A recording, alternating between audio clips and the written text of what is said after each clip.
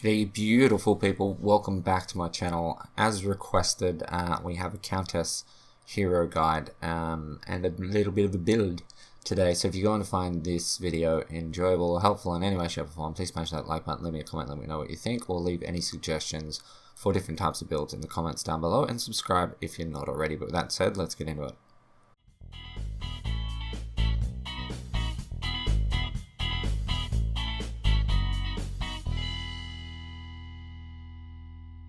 Okay, so Countess is a growth corruption melee hero. She is an assassin, burst, siege, ganker, durable.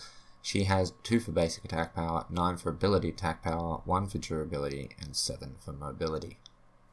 Looking at her actual stats, for health she starts with 500, gets 67.43 per level to end up at a standard caster health of 1444.82. She starts with 1.25 health regen, ends up at 4. She starts with 280 mana, which is a bit of an issue for her early game, but she ends up at 1232 like normal for all casters. Mana regen starts at 1.3, which is also a bit of an issue for her, but she ends up at 5.1. She starts with 8 basic armor, ending up at 22, which is standard for most casters, and she has, like almost everyone else, 20 ability armor, which ends up at 30.5. Taking a look at a basic attack, which is called Slice, it starts by doing 52 damage. She gets 1.6 per level, which is quite nice. She has a power scaling of 0.5 though, meaning that for every 100 power you put on your build, you'll be adding 50 damage to your basic attack.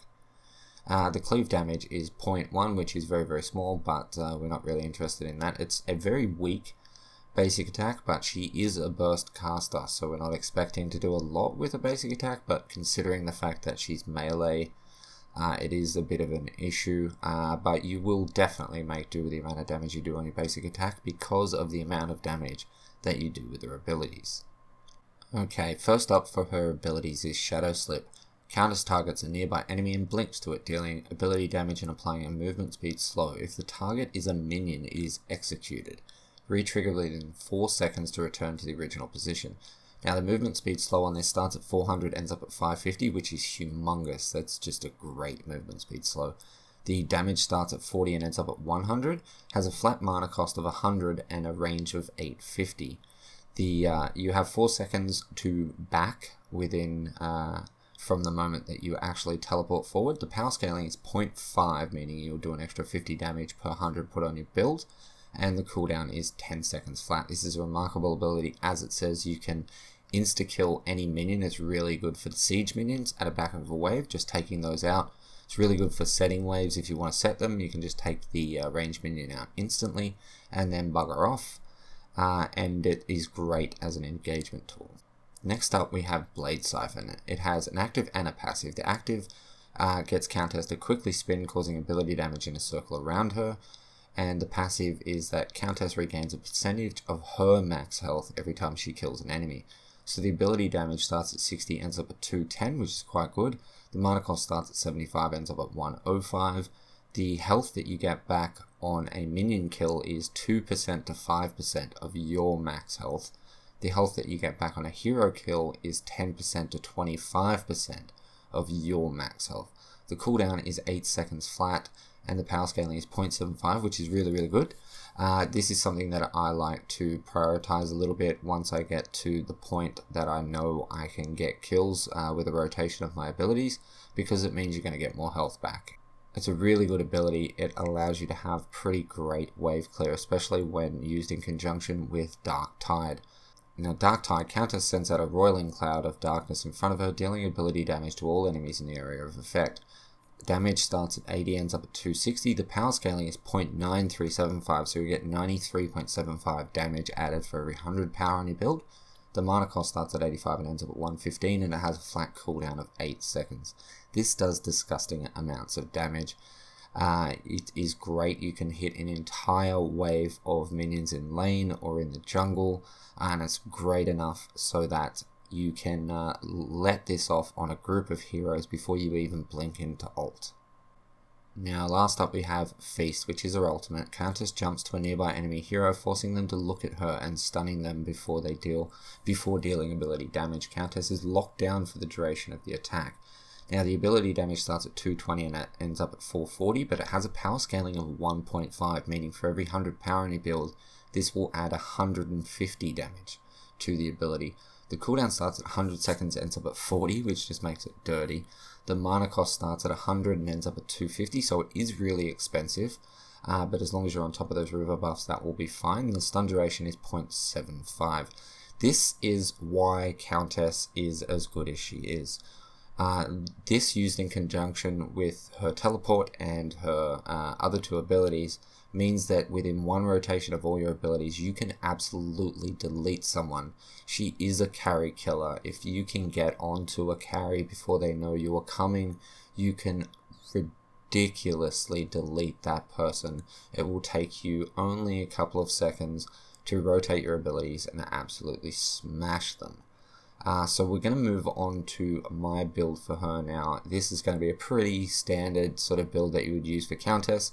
I will do an alternate build for her in the coming days or weeks, probably this week, but who knows what we're going to be getting up to in the next week. So we'll head over there now and we'll have a look at that build. Okay, so here we are over on the deck builder. We're just going to take a look at my Elvira build for her. This is pretty much a full damage build. And it's called Elvira just because I think Elvira is cool. Vampire kind of deal person.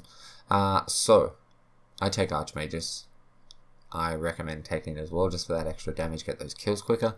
If you want to take the Centurion, I can understand that because you're going to end up with enough damage to actually delete people anyway. So I probably wouldn't do it, but if you feel like it, you can. Now I start with a healer token, health potion, mana potion. These are generally here for if I'm laning, health potion and a healer token for off lane, or even a mana potion would actually work well in off lane, and healer token, health potion for mid lane. Try to get those buffs so then you don't need the mana potion. We have a Mage's Siphon over here with 3 minor strikes in case we're jungling. This allows us to keep our health up, and when I am jungling, I will take her passive so that along with the health I'm getting from my Mage's Siphon, each time I actually kill a minion, I'm getting even more health back.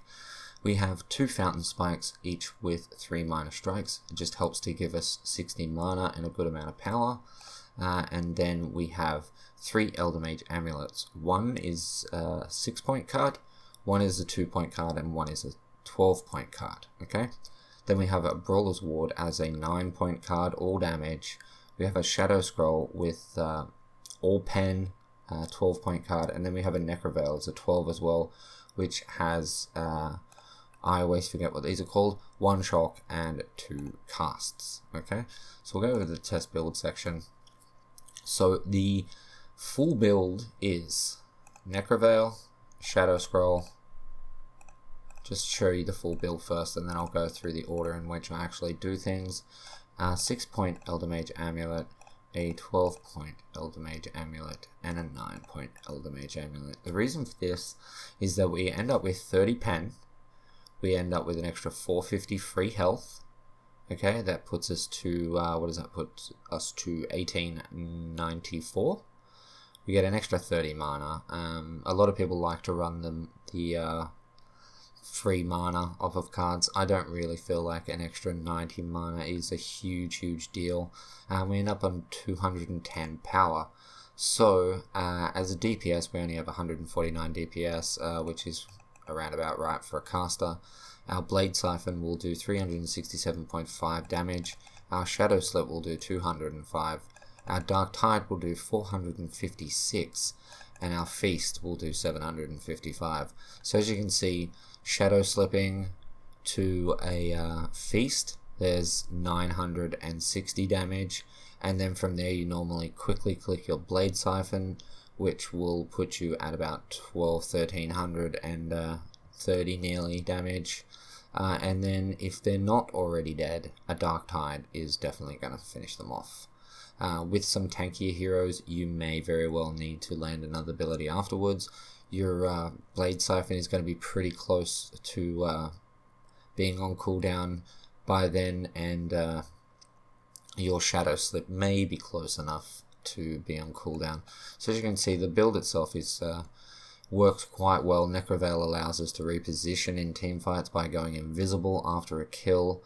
So the way that I generally will run this is, as I said, let's just say for example we're taking a health token and a healer potion. If we're in lane, we'll then go for our fountain spikes. I will then, as per usual, I will slot in my actual ward itself at any point that I feel like I need it. We'll then go for a 6-point amulet, Elder Mage amulet. Okay, and from here, I do generally like to keep my healer token on, so we'll end up getting rid of a health potion and probably going for Necroveil, but we don't really have that much damage, so we're probably not really going to be landing those kills. So what I usually go for next is a 9-point Elder Mage amulet, then max out my ward, and then I will get rid of my healer token and go for Necroveil. Okay, we have a good amount of power now, and we're at the point where we're just replacing our 2 fountain spikes.